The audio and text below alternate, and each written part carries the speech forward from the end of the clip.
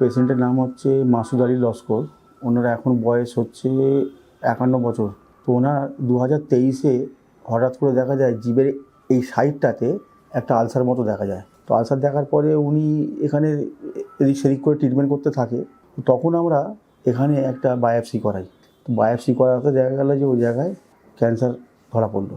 হঠাৎ করে 1 বছর 2 মাস 3 মাস পরে আবার দেখা যাচ্ছে ঢোক গিলতে অসুবিধা হচ্ছে, জল খেতে। তো আবার ডাক্তারের সঙ্গে কনসাল্ট করা হলো। তো ডাক্তার বললো একটা টেস্ট করতে।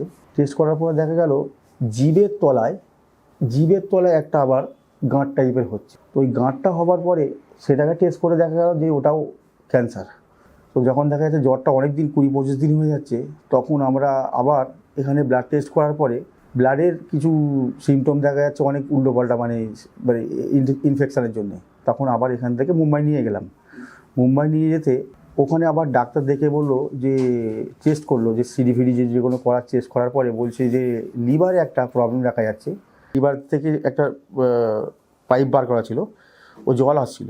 ওই জলটা যখন টেস্ট করলো, আবার ওই জলটার মধ্যে আবার দেখা যাচ্ছে ক্যান্সার আছে। ওনার ফ্যামিলিতে কোনো ব্যাড হ্যাবিটস ছিল না। ব্যাড হ্যাবিটস বলতে এক ধরনের গুটকা, রজনীগন্ধা, এই যে ধরনের জিনিস খাওয়া হতো। এখন অনেক বন্ধুবান্ধব বলছে যে আয়ুর্বেদে অনেক ভালো ট্রিটমেন্ট হচ্ছে, যে হয়তো টোটালি ভালো হোক নাই হোক, যেরকম আছে একটু সুস্থতাভাবে সেইভাবে একটা স্টেবল থাকবে। আমরা সেই কারণেই এখানে আসা, যে যা ট্রিটমেন্ট ওটি করা সব কিছু হয়ে গেছে, উনি স্টেবল যদি ভালোভাবে থাকে, এটার কারণেই এখানে আসা।